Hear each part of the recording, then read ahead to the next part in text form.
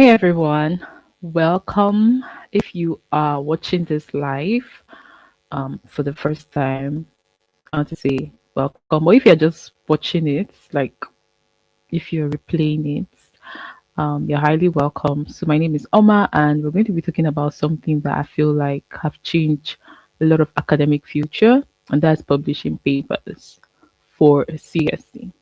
So let me be honest with you. A lot of people have actually applied for CSC, but only a few people have actually made it to the application stage whereby the application come out and they are successful.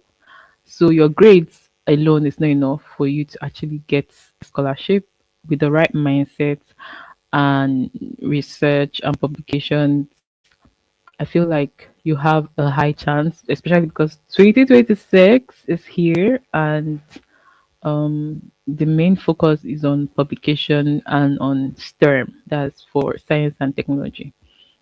So many students actually think that publishing a paper is only for PhD students or professors, but that's not true.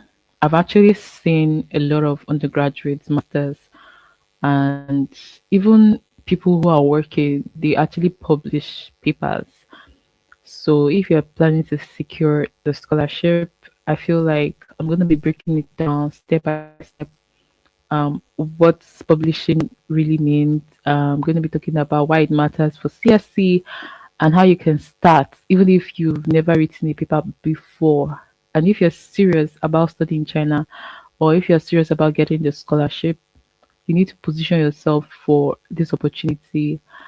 So I hope you stay with me to the end because this live video, I'm gonna try my best to be as I'm gonna try to explain the video in the most simplest form for anybody who is just maybe hearing about publication for the very first time. Okay. So the first question I normally get is like people ask me, what's the paper?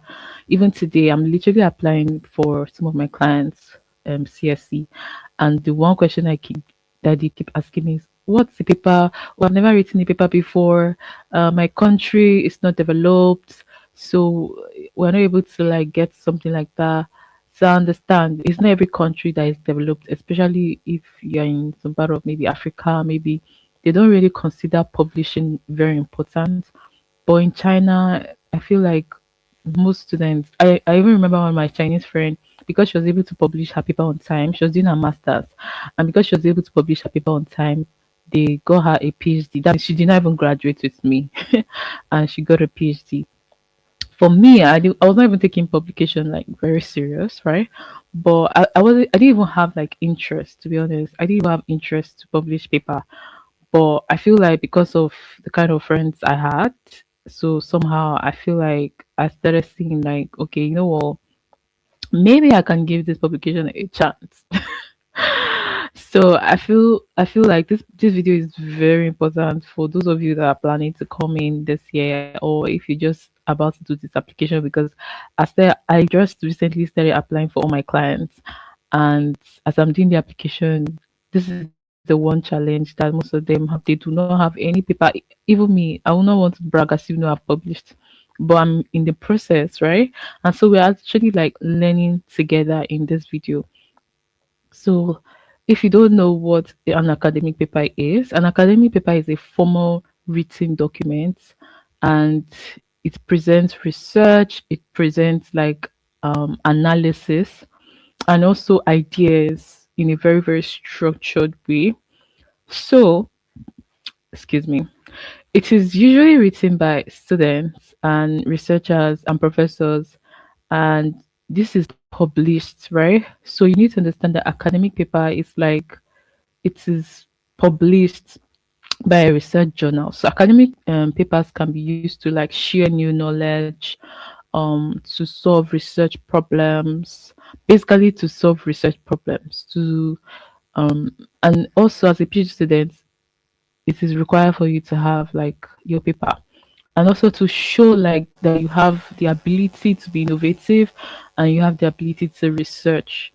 So I want you to understand that for CSC applicants, the reason why this is important is that it shows that you have like a good understanding about research methods, and you also know how to contribute your academic work to China, or basically to your country. Like when you go back to your country, it just shows them that like you are very smart. So I feel like that's why a lot of times they always ask about like research papers and everything.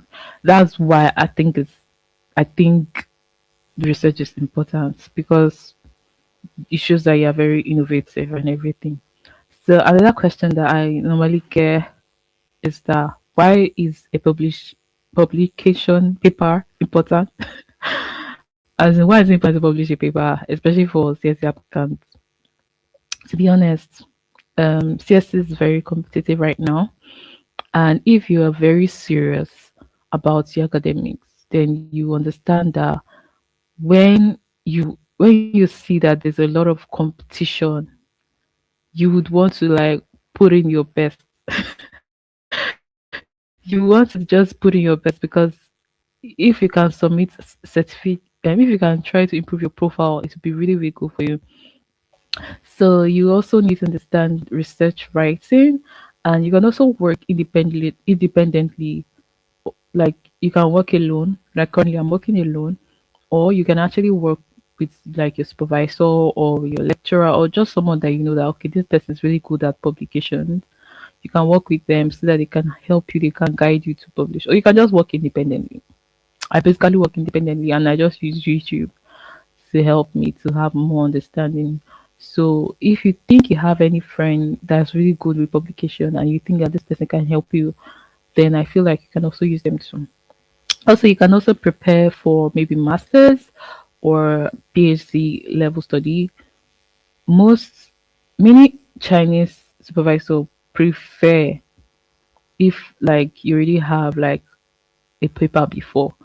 Many supervisors will always like that you'll be like, oh, you know what, I've published the paper before. And they want to also know that you're very, very disciplined, or like you are very creative.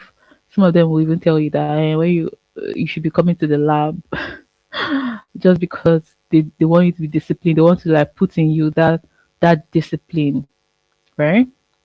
So another question you want to ask yourself is that, is publishing mandatory? As in, do I need to actually publish to get the CSC scholarship? No, I did not publish before I got the CSC scholarship.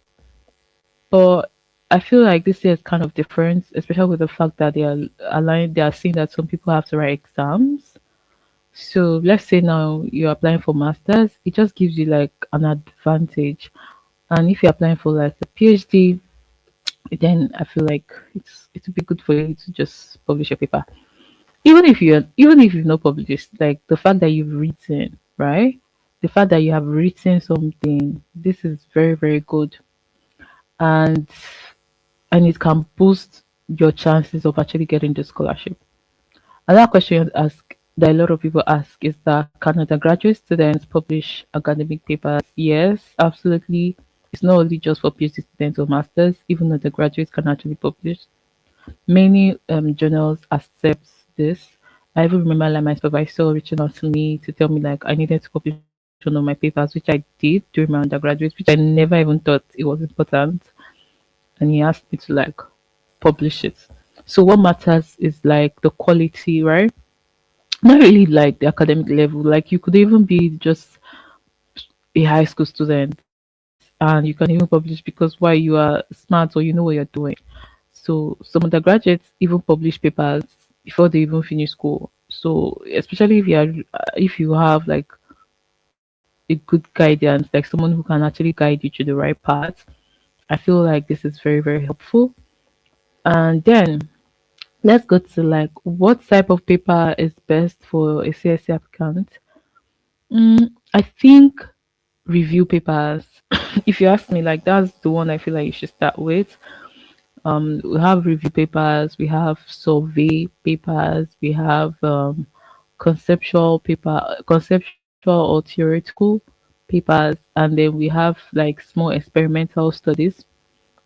But I feel like for a beginner, a review paper will be the best because it doesn't really require much. It just requires that okay, maybe you. It doesn't require like that you have to do like an experiment, which is so expensive, or that you need to analyze you just need to know how to like analyze any research that have already been published, and they're actually easier to complete is if you're an independent writer.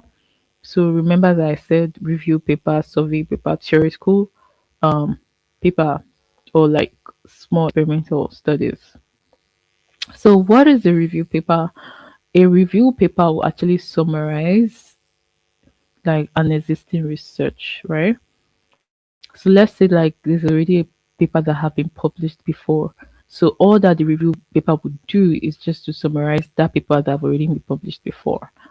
And then it will now compare it with like previous study. Like the main work is just like you're focusing on someone's other something that someone has done, and you also are trying to identify some of the gaps that have not been covered. So when you identify some of the gaps, you can actually like maybe solve it, or you can just suggest like future research direction. So it does not like require like lab work. It does not require like data collection, and I think that this is the best if you are like a CSC applicant. You can just take a paper that you think that you really like, and you can just review it and just like identify the gaps and just compare with like previous studies, or just summarize it and everything. So can you publish without a supervisor? Yes, you can publish without a supervisor. I've seen so many papers and I'll just see like an individual author there. So yes, you can actually publish without any supervisor on your own.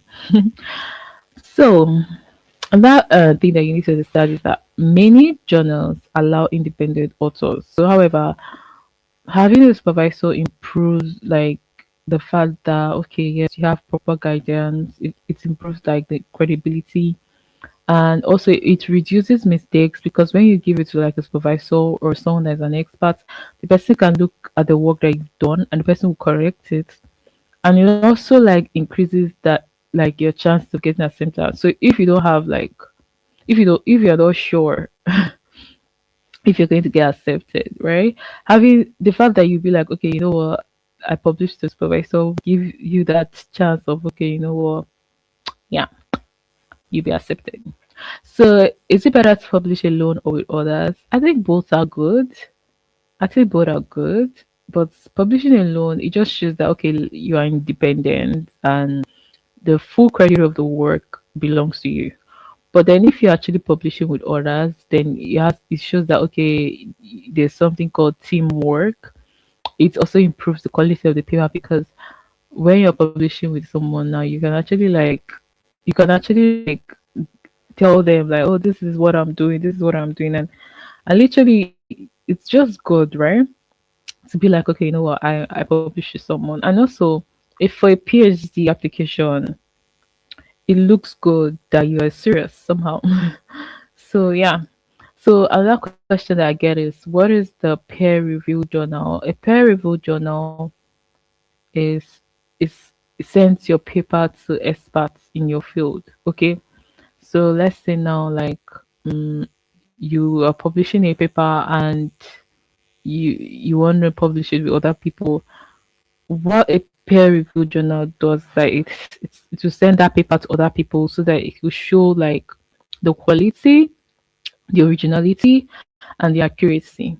So when you're sending, for you now, you'll be thinking that when you are publishing the paper, that oh, the paper is really good, I'm really good. But then when you actually like send it to someone and the person have to like look at the paper, especially if the person is really an expert, the person can be able to tell that okay, this paper needs more work. This paper needs more quality. So like I feel like this is something that you also need to like consider. So after it has been approved, then to make the paper like worthy, right? It makes the paper like acceptable. So what is an index journal? An index journal is listed in maybe like Scopus or an SCI and Google Scholar. So an index journal is listed in such places. So it is trusted anywhere. Yeah. So an in-depth journal is something that maybe you're focusing on Web of Science, which is like SCI, Google Scholar, Scopus. What is the difference between Scopus and SCI? Scopus is like a broad database that many many publishers use, and it's like a database to be honest. And SCI is more selective and is more prestigious for CSC. In short, China, they always like SCI, right? So Scopus is usually enough, but SCI is also like a strong bonus. Are Chinese journal acceptable for CSC? Yes, very few but it's very few international that actually publish in Chinese journal. But I actually met someone recently that actually told me that he actually published in the Chinese journal and he published like a Q1 paper. So Chinese journals are also like recognized by Chinese universities and they are like peer review and they have like ISSN numbers. So Chinese supervisors often value local journals too. So what is a predatory journal? A predatory journal maybe like they charge high fees and also like they publish without review and they accept very fast because of, I mean you are paying. So like a predatory journal is those kind of journal maybe like you're paying for it. Okay, it's very fast. They publish your paper very fast. And how can you identify predatory journal? Well, I think that there are signs. No real webs no maybe the website has poor quality, no real editorial board, fake impact factors, immediate acceptance, aggressive emails asking you to submit always, they are just very rushy because of the money they're getting. So do you need to pay to publish your paper? No. There are actually very few journals and there are also like paid journals, yes, but to be honest, you don't need to pay. Many good journals are actually free. Yeah, even if they might be like competitive and they might get to reject you, but most of the journals that are really good, most of them are actually very free. So is it okay to pay for application for publication? Yes, it's okay if the journal is legitimate. Paying is normal in like open access. So if you are publishing like in an open access, they always like ask for this. So open access. So how long does it take to publish a paper? It takes a long time. Some takes a year. Some takes maybe 1 to 3 months. Some takes like 6 months. So it actually depends on I think the journal. Sometimes they'll put it there. Some of the journals will put it there that oh okay when you submit you get like your feedback in a month time, or when you submit you get back the feedback in a year. So I think that when you're doing the application or when you're trying to submit, it's always good to like check. It's always good to check so that you will know when like you would come back for it. Because I mean, of course, you don't want to like submit and then you don't get any like feedback on time because time is going. The funny thing, a lot of people when they are studying, like maybe they're doing their masters or their PhD, they always say something that I used to make me laugh. They'll be saying things like, "Oh, PhD take a long time," or "Oh, masters take a long time." Personally, for me, I think that the time that you used for study or for like a master's or PhD is so short. To me, I think it's short. I think I'm not saying that I want to stay and do my master's or my PhD longer, but I'm only just saying like education. You're trying to study, right? And education it takes a lot of work. It takes a lot of work to actually get that quality that you are looking for. So it's very, very important for you to look at education like that. So another, can I submit the same paper to two journal? No. This is called duplicate submission and it's actually not allowed. So you have to wait for them to reject that paper before you can submit Excel. Can I use my thesis or project as a paper? Yes, you can actually like, rewrite maybe your undergraduate thesis and you can use it as a paper. But maybe you can actually reduce it. You don't need to submit it like the way it is. You don't need to submit it like it's so long. You can actually also rewrite some sections and focus on one research question. Many students publish paper from their thesis work. You can also do this.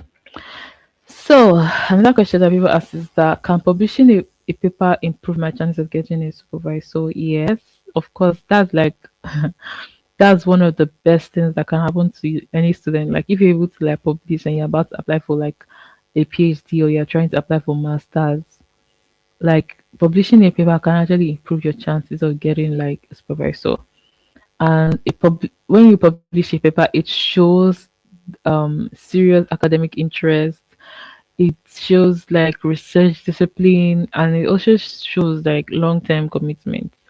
Many supervisors will reply fast when they see that you have like publications, so when they see that you've published a paper, especially if that paper is in their own field, definitely they will reply to you very quickly. Does publishing paper guarantee CSC admission? No. So just because like I'm giving the advice to publish doesn't mean that you get the CSC, but at least it gives you like an edge because I mean there are a lot of people applying because CSC covers so many aspects. It's not just about just the paper. CSC covers academic background. CSC covers research ability. CSC covers like they'll still even look at your study plan. So research ability is one thing. They'll still look at your recommendation letters. They will still look at your study plan. They'll still look at supervisors' support, like the support that a supervisor that maybe you have a supervisor or something like that. They'll still look at your academic background. So a publication will just strengthen your profile and help you stand out from thousands of applicants. Okay. So can I still get CSC without publishing any paper?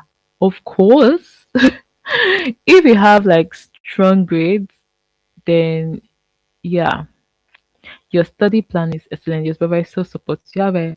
However, it's actually very, very competitive. So the Chinese supervisors care about publications. Yes, very much they do. I mean, it shows that you actually understand your research. It shows that you can work independently. It shows that you're serious about your academics. Many supervisors prefer students with at least one publication or more. So that's something you need to understand. Many papers are not enough. How many papers are enough? Usually one paper is good. If you have like one SCI paper, I mean, they'll be so happy because like that's so good. Maybe if you can publish more, that's also good. Does journal ranking matters for CSC? Yes, but not always strictly. So I know that I talked about SCI now, but I feel like yeah, it matters. It matters in the university, especially if you're doing your PhD.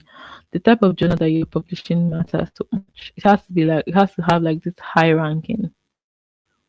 Yeah, it has to high ranking. So can I publish after submitting my CSC application? Yes, you can publish it, update your supervisor, upload it on document. Because the truth is that even after you've submitted anything on CSC, you can still go back and upload anything you need to upload. Yeah. Should I include papers that are under review? Yes, you should include papers that are under review. Yes. Manuscripts under you can just show it there that oh okay I've finished like writing this paper and it's under review, blah blah blah. You can literally show it there, so they'll see that okay. This paper is about to be published. It shows me the advice I used to give to, like to students and even like right now as I'm applying for my clients is that while you are doing like your application, ensure that ensure that you write something like you write like an article even if you're not going to publish it. It just shows that you're serious, right? It just shows seriousness because that's all they care about. Oh, they just want to know that you are serious. A lot of people want the scholarship. A lot of students want the scholarship. But how many students when they come would actually be serious? How many students when they come will actually like study? So people come like yeah, they want to study, but most of them don't actually study. So just the fact that you show that you're serious, that you're writing a paper or writing some of these things, it just makes them know that okay, yes, this person is not going to come and waste our money, right? That's just one of the things that you have to take note of. A conference paper accepted. Yes, if you have any conference paper that have ever been accepted, you can actually show this. Maybe like international conferences or even peer review papers. Are local or national journals accepted? Yes. Master's application? Yes. Do Chinese university verify publications? I think they do. They will go ahead to search the journal websites to check the data base maybe for proof. That's why if you have not published, don't lie that you have. If that you have published, you can actually even upload it and show that yes, it's still under review and everything. What happens if I lie? Why would you want to lie about any publication? Like, I feel like that's like immediate rejection, or they'll cancel your scholarship, or you can lose credibility. Can I publish in a journal outside my major? Yes, but it's better to publish in a journal that is actually really related to your major. Does my paper need to match my study plan? Yes. It shows that you are in the direction of like what you are planning to come and do in China, right? That you already because at least publishing a paper shows that you have like experience. Publishing a paper shows that yes, if you get a scholarship that you can do really well. So it shows that you have like a clear academic direction of where you're going. It shows that you have like serious planning, and this is important. Can I publish interdisciplinary research? Yes, interdisciplinary research is actually very, very valuable, and it shows critical thinking. It shows like you have like that you're very creative. It shows like a broader understanding, and many Chinese universities actually like maybe like encourage this. So this is something that you can actually think about. Should my topic be related to China? No, it's not compulsory. It's even better that it's even related to like your country, or maybe it can be related to like anything that just shows China development or technology or education or sustainability. Like literally, like any of these things is good. Can social science students publish easily? Yes. Um, yeah, they can. Can I publish without doing experiments? Yes, you can publish without doing experiments. Like I said, as you can publish like review paper, or you can publish like conceptual papers or theoretical analysis. Let me put this because this is very important. You can publish like review paper, conceptual paper, theoretical analysis. I'm just gonna put on the comments so that you guys can maybe as I'm answering some of the questions, just like put it there. Conceptual paper and theoretical analysis. You can publish you can publish review papers, you can publish conceptual papers, and you can publish theoretical analysis, especially if like you're a beginner, right? If you're just starting, I feel like you can publish the review paper, conceptual paper, and theoretical analysis. Okay? Yeah. So let's continue. What is quantitative research? Is quantitative research accepted? Yes. Interviews, surveys, and case study widely accepted in social studies. Can I write about my country or personal experience? Yes, because it shows that you have experience. If you're able to like write something that is related to your field, it shows that you not just waste the knowledge, that you also went ahead to actually apply um that field in that field. So it's actually like you just make sure that that is something that you know. You're not just trying to show I know, but you don't know anything in that field. Okay. Should I choose an easy or difficult topic? It depends on you. Like choose a manageable topic, easy enough to complete, deep enough to show your knowledge. How do I know if my topic is original? Google Scholar. You can check Google Scholar. You can check Scopus. You can check ResearchGate. If the paper is there, it will be available. What is a research gap? A research gap is something that have not been studied, right? Something that is not fully studied, or is missing a perspective, or there a research gap is like a question that have not yet been answered. So this is a research gap. How long should your paper be? It should have like around 4,000 to 7,000 words. Depends on the journal that you're actually trying to publish in. And you can always check like the author's guidelines for like help. So can I co-author with your friends? Yes, anyone can contribute. Everyone can contribute. Everyone that contribute to your work, you can actually like put in their names in your paper, and that's something that you can actually do. Who should be the first author? The person who did the most work. Some people actually like to use their supervisor because I mean, maybe like the supervisor already had published so many papers, and then when you're using your supervisor, it just shows that like somehow you have like knowledge about what you're doing, something like that. It just shows like if they will accept your paper quickly, they will actually accept your paper quickly if like your supervisor is just supervisor's name is there. So will a journal be able to detect like if your paper was written by an AI? Because a lot of people don't do their work themselves. They probably use like Chat GPT and everything.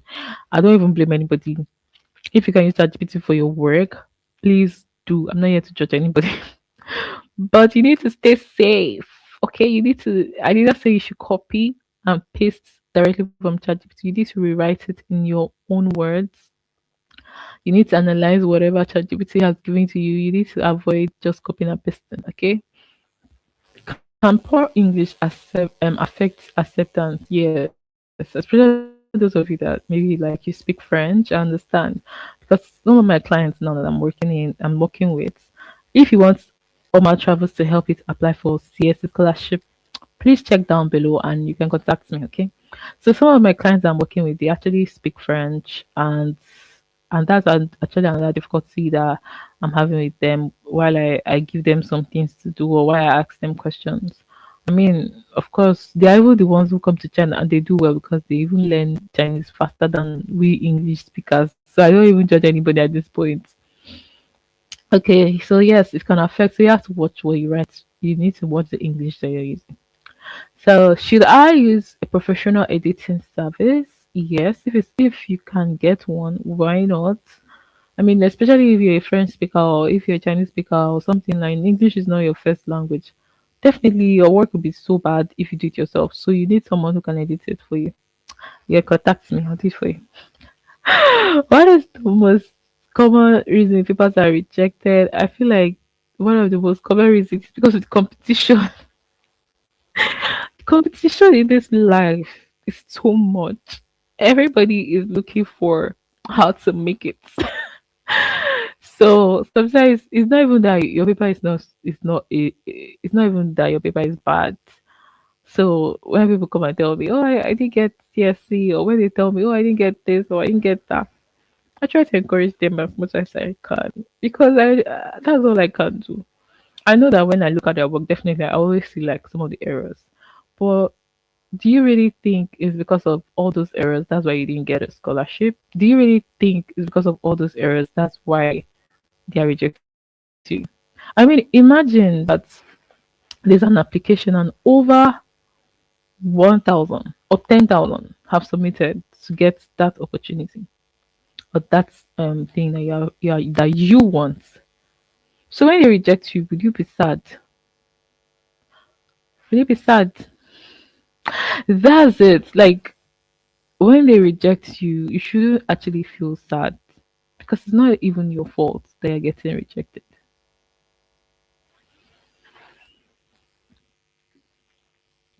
Okay, let's continue.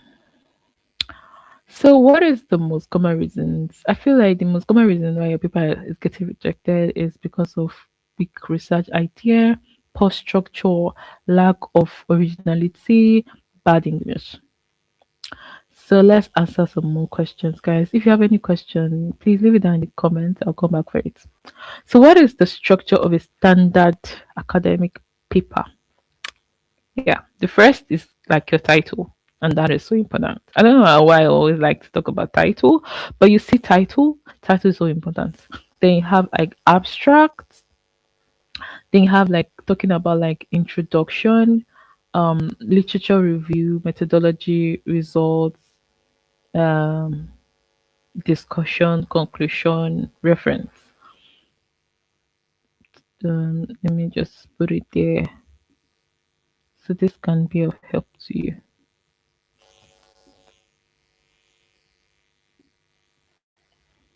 So I have the title, we have abstract. So we have title, we have abstract, introduction, literature review, methodology, results, discussion, conclusion, references. So you have to really look it. I know that okay, I was learning something about publication and I'm gonna help you with this, right? So we have the title, of course, we have the abstract, we have the introduction, we have the literature review.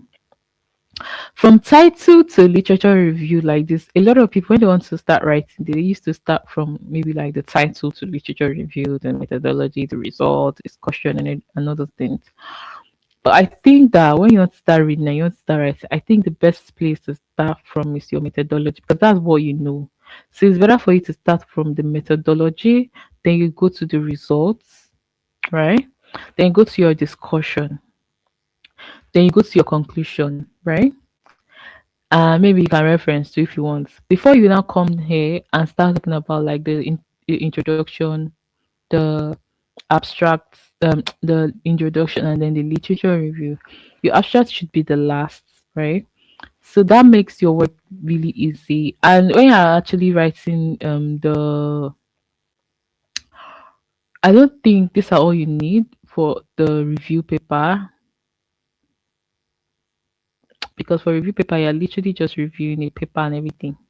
So I don't know if that's all you need. So what makes a good research title? A good research title needs to be like clear, it needs to be short, it needs to be specific, and you need to go like you need to hit it on the nail. All right, this is what makes a good research title. You need to be very, very like specific and everything. You're writing a research title. Okay, let's continue, guys. How important is your abstract? I feel like your abstract is very, very important because when like a journal is like looking at your paper, that's the first thing that they look at. They look at your abstract. So it needs to show the purpose, it needs to show the method, the key finding, and also the contribution. What should I include in the introduction? You actually need to include like the topic. You literally need to just explain like the topic. You need to explain why it matters. You need to explain like the research gaps. You need to identify like the research gaps and state your research aim, like why you're writing this. For literature review, you want to summarize existing research. You want to show what others have done, and also you want to identify like gaps and conclusions. So how many references should you use? Around 30 references or 40 references or even 15. But I think for a review paper, it's usually between like 20 to maybe 40. I think for a review paper, it needs to be a lot. Why maybe like a normal regular research, maybe 15 to 30 can do. And quality matters over quantity. What is methodology? A methodology is just showing you how the research was conducted, the tools that you used, and maybe like the data collection process, and also how you analyzed your data.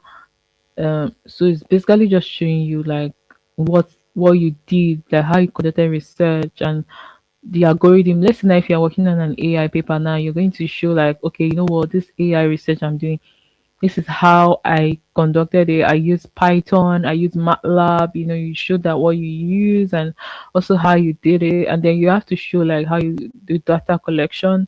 For me, thank God, I think when I was writing my paper, I think my supervisor guided me with data. So you also need to show like how you're collecting your data. You need to also analyze. You need to also analyze this, and you have to be clear and repeatable. So can I use like an online survey for research? Yes, you can. You can use social sciences, you can use education, you can use business studies.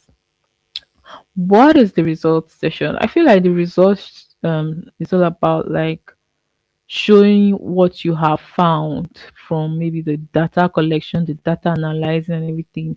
You are showing what you have found. You're also showing the data analysis, to be honest. You're going to be showing like tables.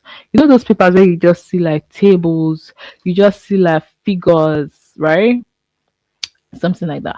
Maybe by the end of this video, we can actually like analyze um maybe like five papers together, and we can just talk about it because this is actually like a learning phase for me too.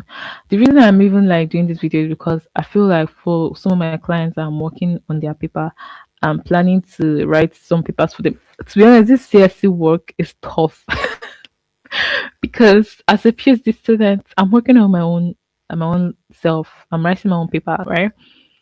But because I want my clients, all the people I'm applying for, I want them to get the scholarship. I'm also going a step further to see how I can maybe write a paper for them, submit it, and show that their paper is under submission and everything. Or I can also like go ahead to like do some certification for them. I even today I messaged one of my friends because I was telling her that please, how can I have like I'm literally just looking for her to help my clients, to be honest. So it's a lot of work. I think it's a good thing because imagine me, I'm applying or I'm a PhD student. That's why I like the fact that I talk about CSC.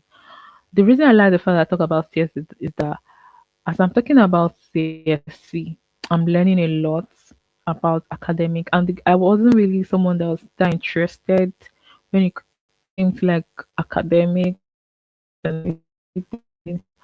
But now I realize that the more I'm talking about CSC, the more I'm talking about school, I'm like getting more like serious with my life when it comes to my academics. And thank God that even when it feels like I'm not getting as much support from my supervisor, I'm not getting as much support as from anybody.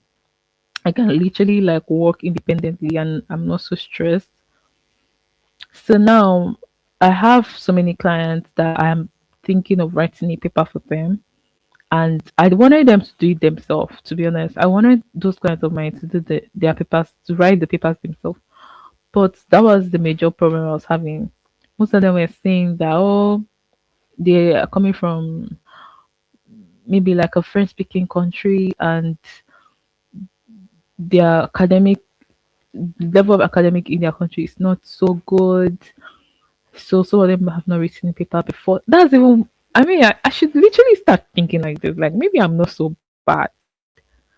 Because coming from a country like Nigeria where our academics is very like tough. Coming from a country like Nigeria, academics is so tough. And they're coming from a country like Nigeria, and I can still like do well, and just me putting in my little effort, I'm doing well. I should like realize that there are some people that are really struggling. Sometimes one of the things I'm also learning about this life is that sometimes you just be looking down on yourself and looking down on the things you have, but you don't know that there are people that don't even have anything, and you should be helpful. You should not wait. You should not wait till you publish a paper, or you should not wait till you know something before you can help anybody. Right there where you are, you can actually help as many people as possible, and you may not even know it. So that's what like me helping my clients is. I'm not an expert, but just the fact that I can help people is something that I'm grateful to God for. So let's just look at the fact that um, publishing is good. So what is discussion session?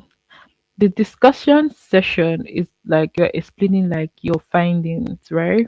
So now we talked about the fact that methodology, it's about like showing like the tools that you use, right? You are showing like you're analyzing your data and how you collected the data, and you're also showing how you conducted the research, right? Methodology is just showing you how I conducted research, how I analyzed data, how, right? Or what tools I used. And then results, you're showing like your findings, you're showing your data analysis, you're showing tables, you're showing figures. Then when you get to like the discussion section, you're going to try to explain your findings. You're going to compare with previous studies. Like you have to compare with previous studies, and also you have to also like highlight implications, and yeah, discussion is like, okay, you know what, these are what I found. It's not the same thing with results. Yes, I think results also show like your findings, right? But for discussion, you are actually explaining the findings. You're also trying to compare with previous studies, and you're also like trying to highlight what you've learned from previous studies. Even probably sometimes you even like try to show the gap. I feel like it's in conclusion and discussion or something that you kind of no, not conclusion. Some people actually show the gap of their paper in conclusion, but I think it's around that discussion whereby you are like trying to explain your findings, that you probably maybe like you analyze other people's paper and then you even show the gap of your own paper, because your own paper should have, I'm not saying that it should have, but I feel like most papers always have gaps and everything, and using that from methodology to results to discussion and conclusion, that's where you even like know the gap that maybe that paper is like talking about. Guys, the reason I can talk about I'm reading a lot of I'm reading lots of papers.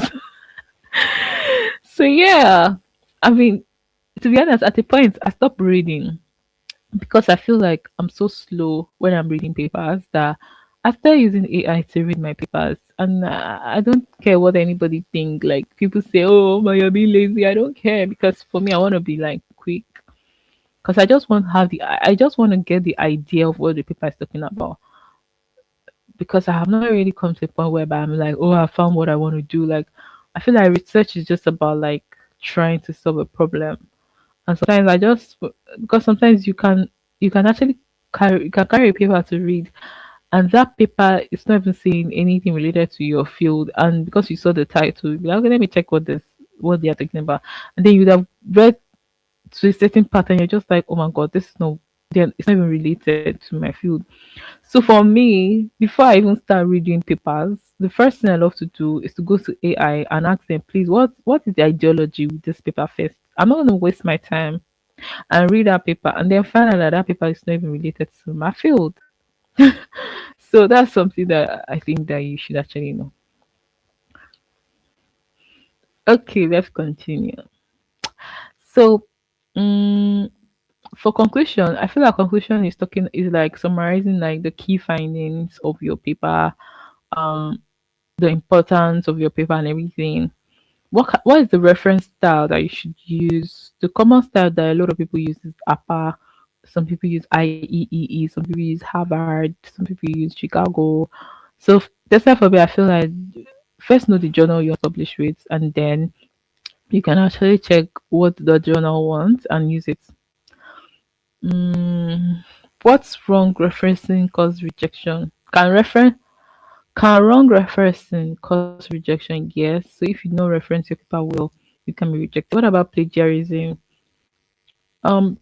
At least your plagiarism should be around, like it should be below 15 to 20%. How can I reduce plagiarism? I feel like there are so many resources, like there are actually plagiarism checkers online that you can use, and you can actually check this to help your work. There are so many things you can do. You can even paraphrase. You can actually paraphrase your paper, because I feel everybody's copying. Who is not copying, please? Who is not copying? Everybody is literally copying. So at the end of the day, you You just need to perfect your rephrasing, like just know how to rephrase and everything. What tools can help in writing? I think they have like Grammarly. I think they have like Google Scholar, so you can use this to help with your writing. Can figures and charts improve my paper? Yes. Good visuals can improve the clarity of your work. It can actually make your results easier to understand, and it actually can strengthen your paper. So how should figures be labeled? Each figure must include like a figure number, a clear caption, and like sources, like if it's possible. Can I reuse figures from other papers? Yes, you can. You can actually use figures from other papers if you have the permission to, and also if they're like open access, then you can always cite them or something like that.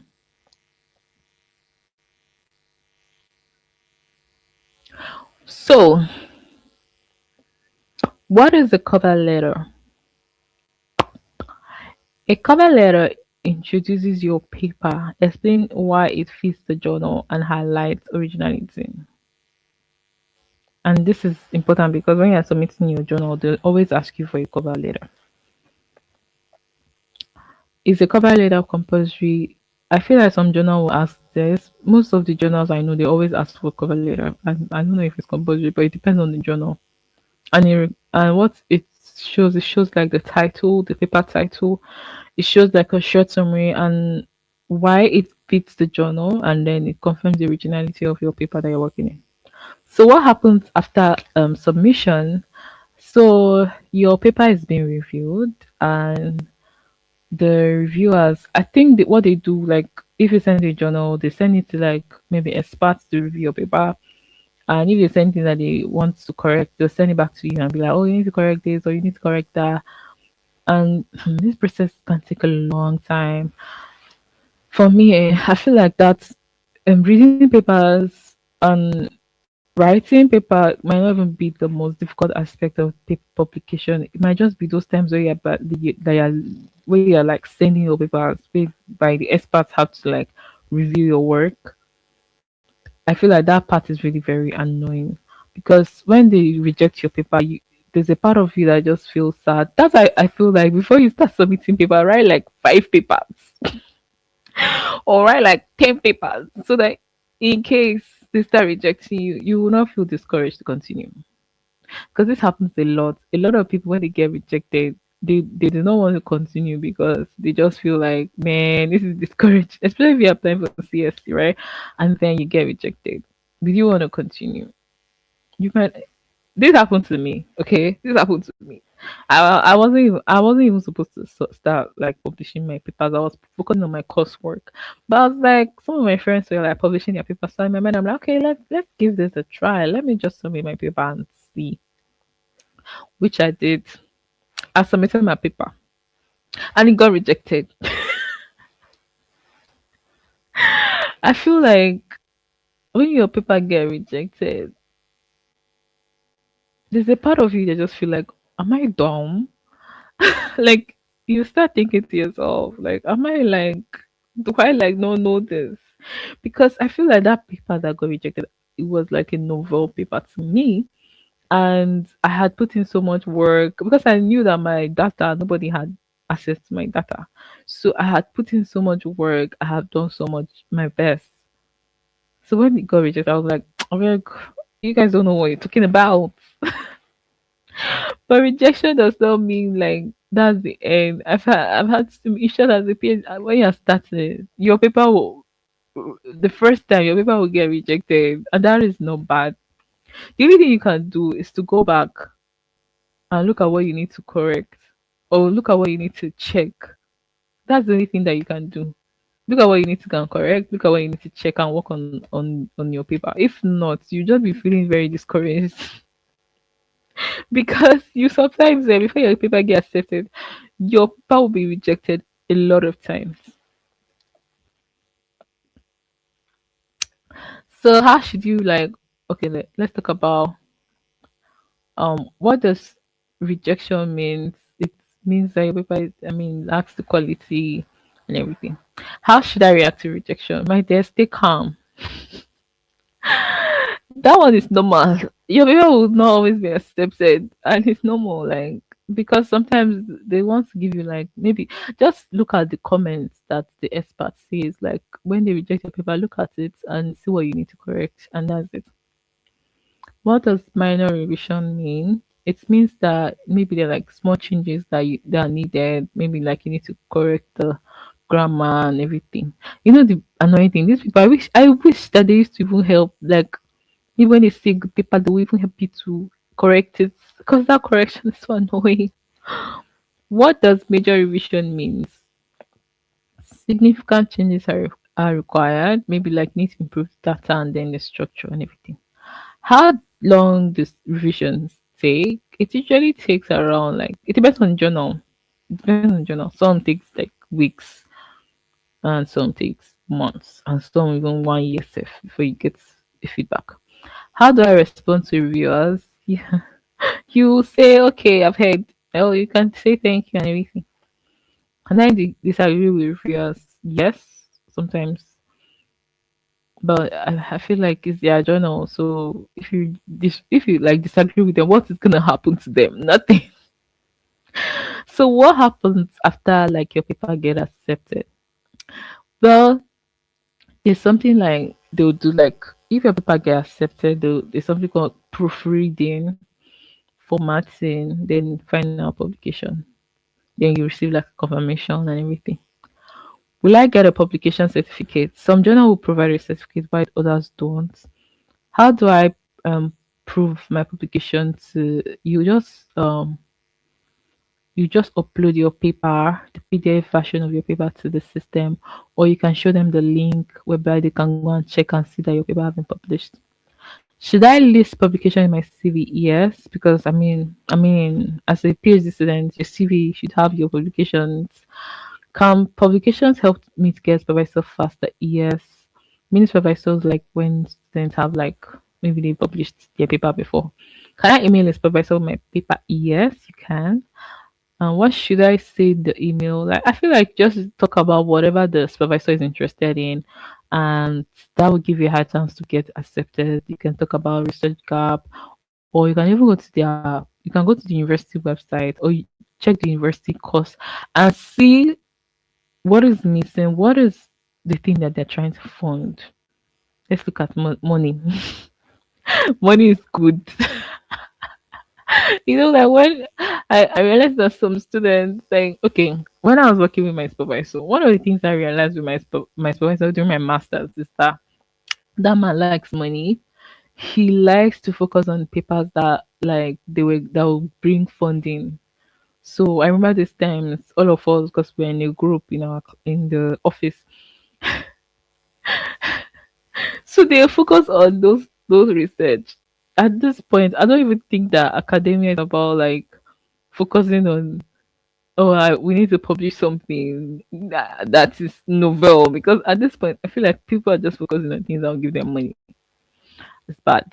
These people should stop this. Hey, should I mention my application in my study plan? Yes, please.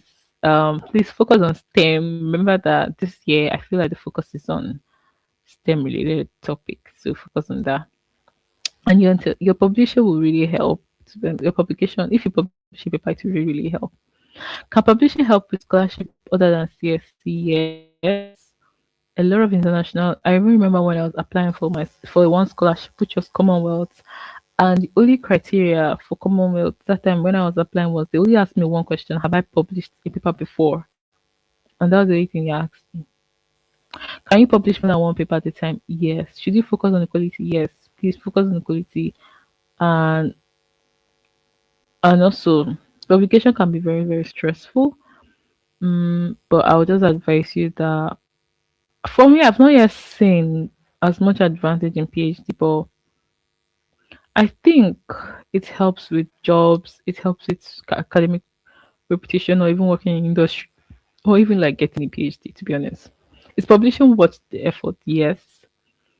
The benefits last far beyond just CSC. Okay.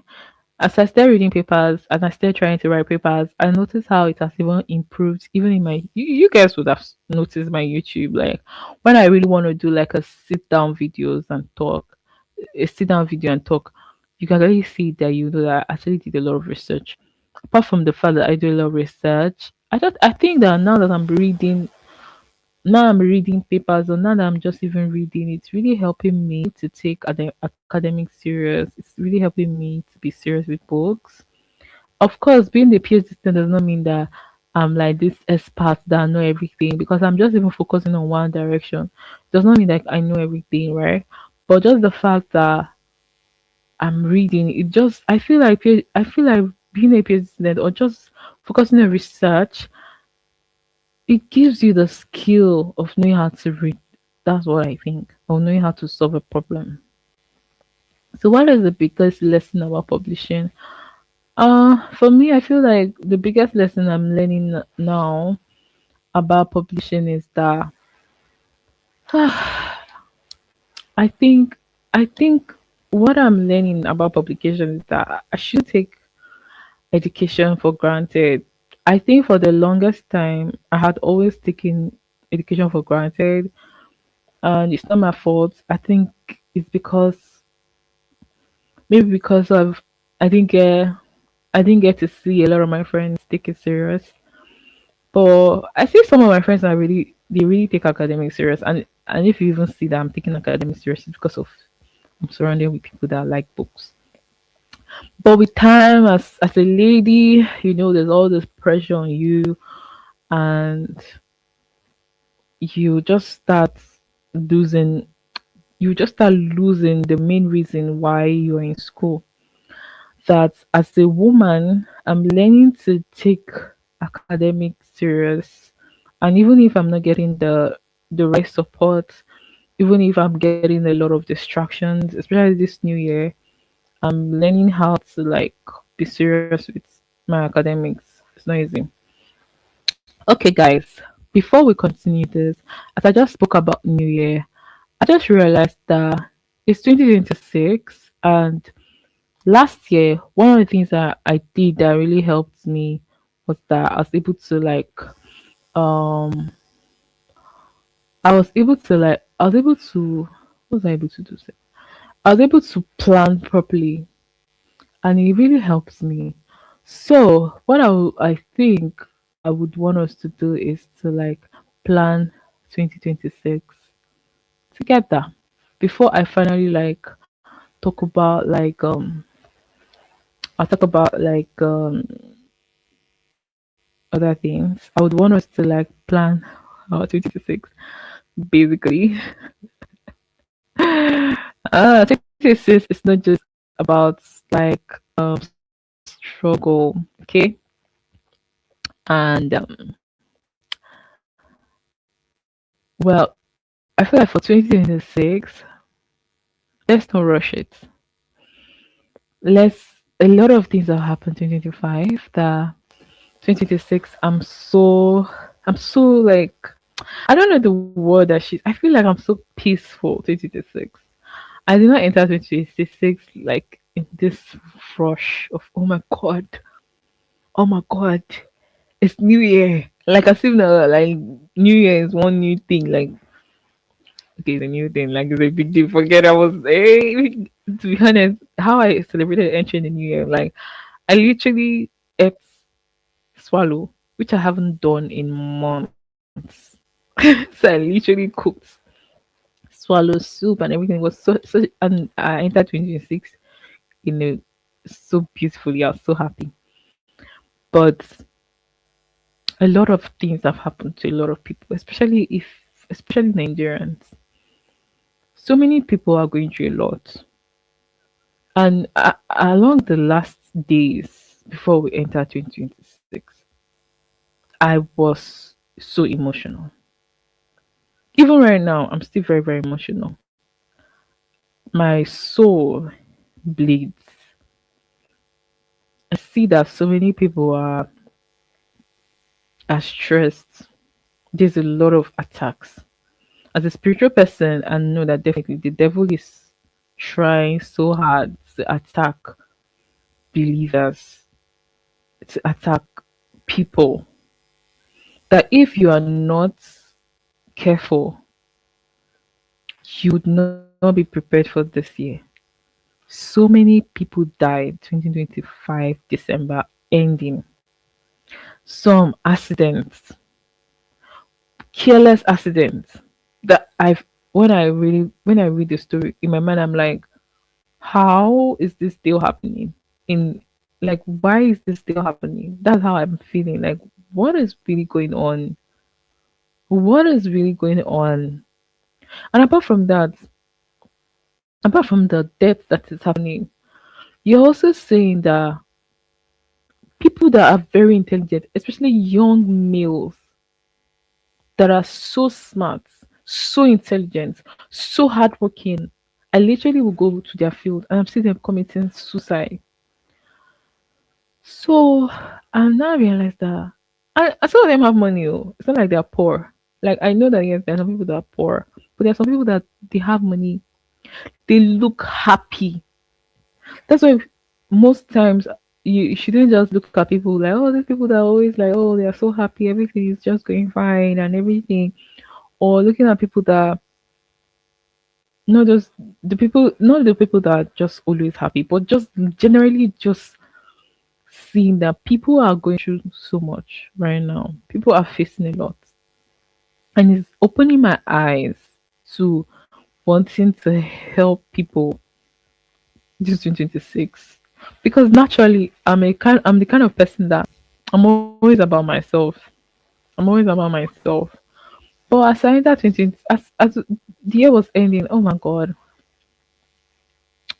I think I've always been about myself for the longest time, and it's not fair if I will not pause and understand that a lot of people are facing a lot of difficulties. A lot of people are not even normal. A lot of people they just fake it. They are showing like, oh, life is fine. Like they're dealing with things. Life. There's something I want to teach you guys that have really helped me to deal with problems. It's not as if no, I don't face challenges. It's not as if no, that my life is like perfect and everything is going fine for me. But one of the things that I noticed that's happening to me is the fact that I already have an understanding that life is filled with problems. I already have an understanding that you can be going you can everything can just be going on fine now and you'll be faced with a challenge that would literally break you. You'll be telling us you'll be praying like this, you'll be prayerful, and you'll just be faced with something that would hurt you so deeply. That at a point you start asking yourself, like, is there like does God really see me? But God sees you. God sees you and God loves you and God wants the best for you. So you have to understand that you have to understand your worth. You have to know your value. You have to know your worth. You have to know your value. So that when somebody comes to you and the person tries to like make you feel less, no matter what no matter what they are offering, because let me tell you something. When people want to come and attack you, when things are happening around you, it's because of who you are. Because they know the power you carry. But then the question is, do you know the power you carry? Do you know who you are? Do you know that you are valuable? Do you know that God loves you? And I'm going spiritual, but that's the truth. Like, do you just know like your value? To be honest, do you know your value? So, like right now, as you're thinking of maybe like you're working on your CSC scholarship or whatever you're working on as a student, you also need to understand that you need to always remind yourself of who you are. You need to remind yourself of your past victories, things that you have achieved in the past, because life is going to test you. Things are going to happen to you that you'll be wanting to yourself, like you'll be thinking that you are valueless. You'll be thinking that, oh, because you did not get a scholarship or because things are not going your way, that, oh, God is not working. Now, who told you God is not working? Who told you God is not working behind this thing for you? Who told that God does not love you? Who told you that God doesn't want you to have the best of the best things? You see, 2026 should be the year that you should dream big. Yes, 2026 should be the year that you tell yourself that, you know what, 2025, yes, I achieved a lot of things. I was able to to grow. I was able to excel. But you know what? 2026 is gonna be the year that it's going to be great for me. I'm gonna dream big. You can tell so that 2026 is gonna be the year that I'm gonna achieve great things. I'm gonna get all my. Do you know that when I went back and look at my goals, some of the goals that I had written, I was so proud of myself because I had achieved a lot of goals. And I was so proud of myself because I'm not the kind of person that I don't know, like it's not like I'm not the kind of person that achieve goals, but it's just that I realized that okay, out of 10 of my goals, I had achieved like 9 of them or 10 of or 8 of them. And I was so proud of myself. That's what I'm trying to tell you that sometimes you need to remind yourself of who you are. You need to know the God that you serve. You need to work hard. The competition is getting tougher, yes, but don't be so focused on the competition. Don't be so focused on achieving that goal or comparing yourself with others so that you don't lose yourself. Because when you're trying to get something done, you find out that you will lose yourself. You begin to not know who you are anymore. You begin to like be sad about anything that you don't even remember that you've achieved things before in the past. You even remember those things because you're here focused on what you don't have or what you need to have. So I'm here to encourage you that 2026 dream bigger than you have never dreamed before. But also don't be too hard on yourself. Don't be too hard on yourself. Please talk to someone anytime you feel sad because problems will never leave. Like problems will keep happening. But always remember to talk to someone. Always remember to ask for help. If you need help, I know that it's easier said. I know it's easier said to say, oh, if you need help, always ask for help and all those things. I know it's easier said because maybe the people that you want to contact to let them that you want to talk to might even be those people even wishing you bad, might even be your hater. So I know it's easier said, but please talk to someone. So let's continue before I start giving you guys like motivational speech. So let's like give an example, right? I'm going to use ChatGPT. Guys, I'm sorry. I'm gonna use ChatGPT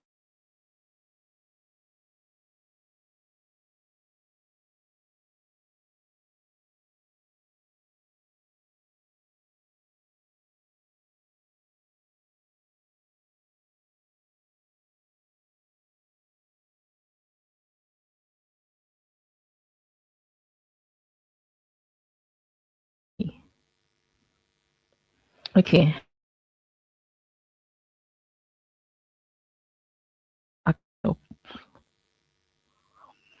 So now let's continue. 26 is not about struggle. It's about working smart, choosing peace, guys, and choosing what love. So we're going to be focusing on less stress and more structure for 2026. We're going to have like a clear income path. Like we're going to be making money, okay? And I feel like this year is the year that my mindset changed about money because now as a believer, you just be there thinking like money is not so important. My dear, money is important. Having money is good. So please, please, if you're a child of God, have money because the kingdom needs it. Okay. So education and academic growth. Our focus will be on improving skills, confidence,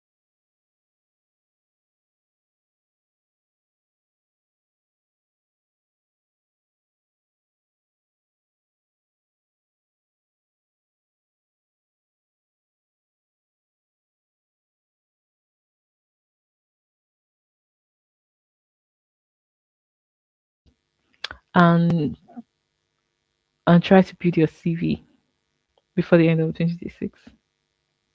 You cannot.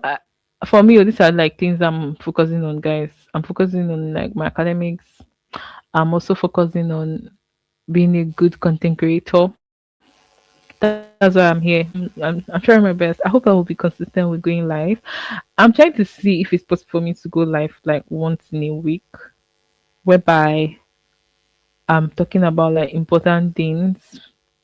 Um, After this one, the next live, by special grace of God, I'm going to be talking about maybe Chinese studies or IELTS or English studies. Recently, I got someone who wanted me to teach them English. Do you know how much they were charging me? 20 RMB per what per hour. I never teach for 20 RMB per hour. God, please. Do you know how hard it is to teach? Like, why do you think I'm teaching on YouTube? Because I know that I have clients from YouTube. So, I mean, 20 RMB per hour. So I'm trying my best to be like I'll try my best to create more content on Instagram, Facebook, and YouTube. This year I'm planning to like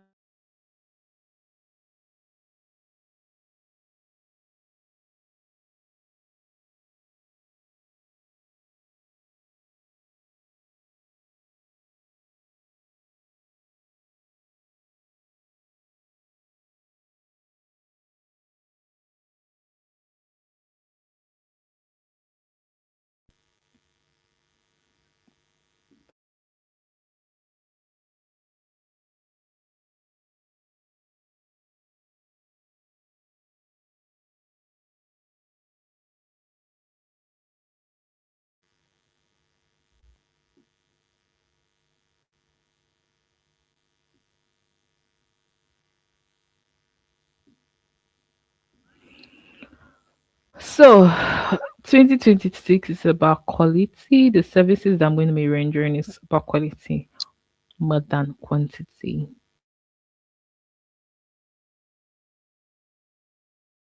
To do more digital products. I'll do more digital products for you guys so that you guys can have something to look at, especially for those people who are interested in digital products. And I'm going to be more someone who's like, I'm going to try my best to choose peace, avoid comparing myself with people, and I'm going to try to rest intentionally and protect my energy because as a content creator, I won't lie, I go through a lot. Oh no, I go through a lot, especially because I talk about China. You guys know that Chinese people are always watching my content, so it's not easy. It's not easy to be a content creator, especially in a country whereby they do not really allow um they are not really like into creating as much content as possible. So for me, I'm trying my best to become everything that I prayed for. I'm trying to find the right um pace to this. I'll try my best to move with clarity, to move with peace and confidence. I'll try like I'll try not to talk too much about my results. I like my results to like talk about itself for me, to speak for itself on my behalf. I would like to like just do my best, right? But as much as I'm doing my best, I also want to like ensure that I'm growing. Luckily for me, I've been on YouTube or I've been on a social media creator for the longest time, and I really like the fact that I'm growing.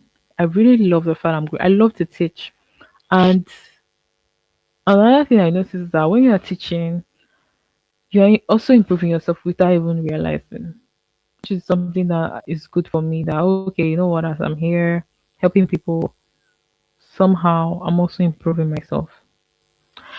Okay, guys, I said that we're going to like look into a paper by the end of the video. Um, Let me see if I can actually get a paper so that we can actually like look at the paper together.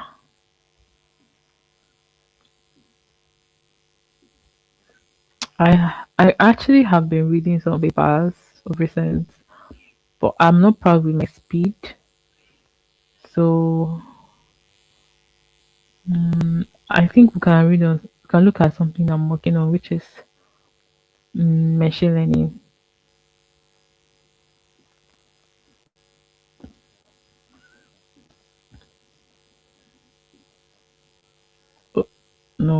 Sorry, not that paper.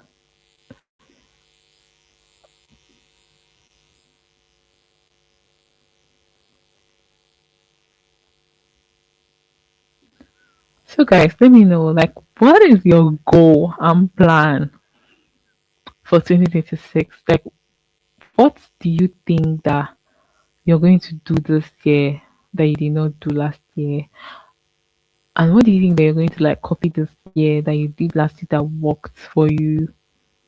You know, I was reading about something on Brian Tracy. He's like the favorite person that goes when it comes anything that have to do with um goals, setting vision.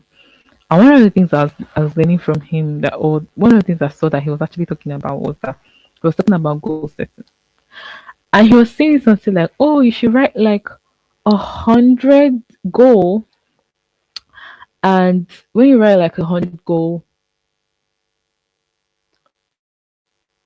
you should pick like 10 out of the goals that you've written, and you should write everything. And every day you can actually look at your goals and tick.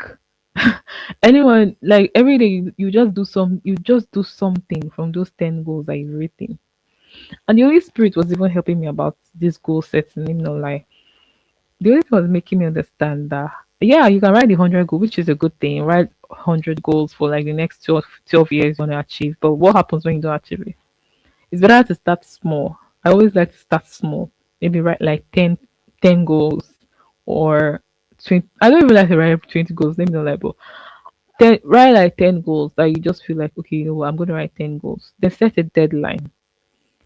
Because one of the things that make a lot of people don't achieve their goals is that they do not have a timeline for that goal.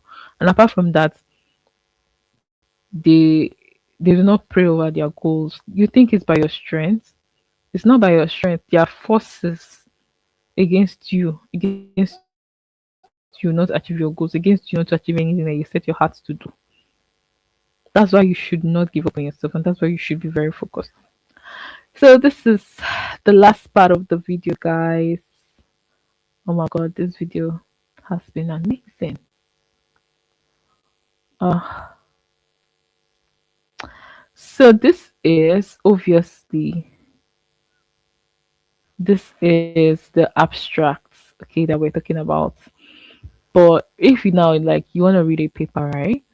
The first thing that you do is to the first thing that you do when you're reading a paper is to first read the title, right? So this is machine learning and deep learning for big data analytics, a review of methods and application. This is like a machine learning paper. Guys, you can clearly I've already read this paper. You can clearly see that I've read like there's so many things I so the first thing I love to do when I want to read a paper is I first start with the uh, methodology. We spoke of the methodology, and what did we say that is a methodology? A methodology goes through like your explains your data, right? Data analysis and everything that you did. It literally explains no, sorry.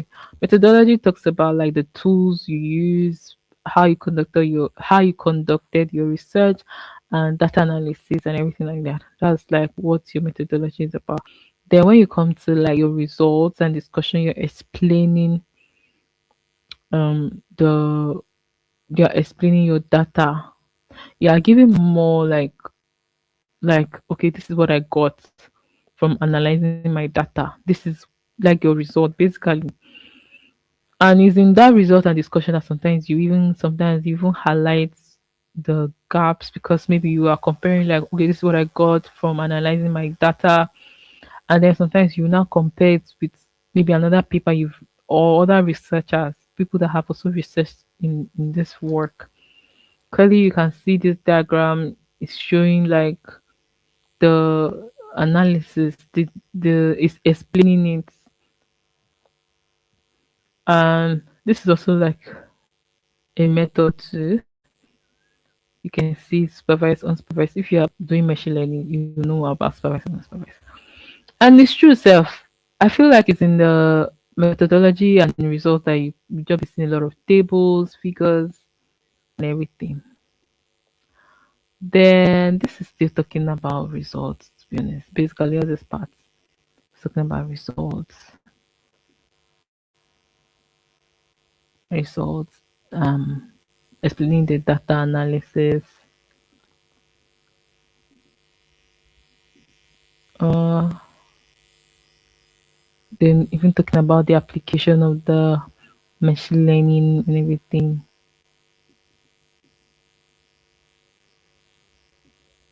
This paper is long. Oh. Hey, this paper is so long.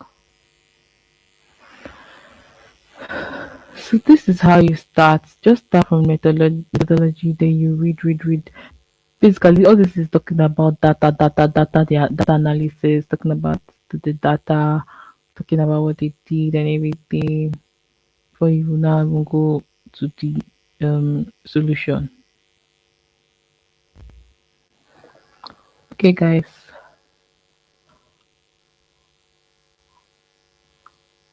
you can clearly see that this one is talking about application. This one is talking about like L- NLP, which is like a method for machine learning. Then see, it's talking about the solutions to the problems. Study.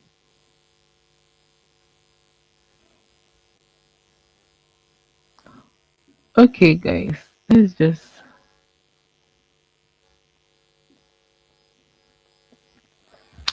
Then after this, you now go and start with introductions. You do introduction. You learn your literature review. Then you go to abstracts. That's how I actually read my papers. But this paper is very, very long. Definitely, this paper is like maybe from thesis. From the way it's very long, you can tell that this paper is from its thesis and everything. Guys, it's not so difficult though to read papers. It's not so difficult to read papers, especially if you have idea of what you're working on.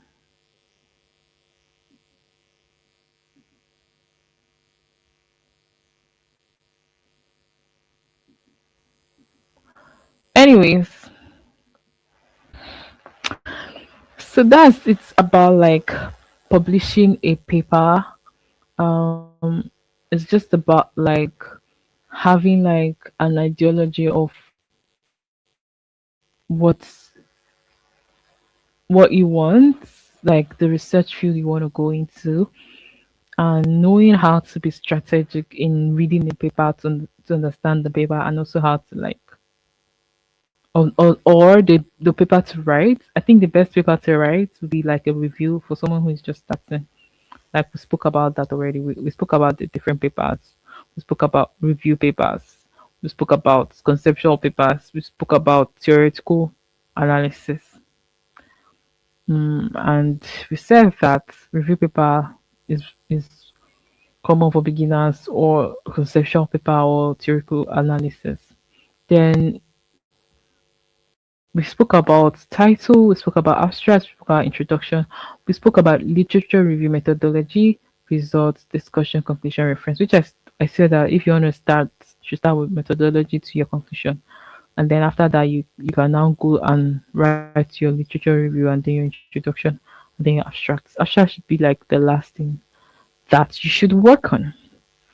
So I hope that this video was really helpful. For those of you that are planning to like publish your paper and you don't know how to start, even me too, I'm learning too. So please, I'm not like an expert. I'm a student too, just like you. But I'm sharing with you some of the things that I know that really helped me, and I feel like if you do would also help you. Okay, so I hope you enjoyed the video. If you did and you have more questions, please leave it down in the comment section below. And if you want Ormah Travels to help you with your application, your tour, please reach out to me and I'll love to help you. I'll see you guys in my next video. Okay, bye guys.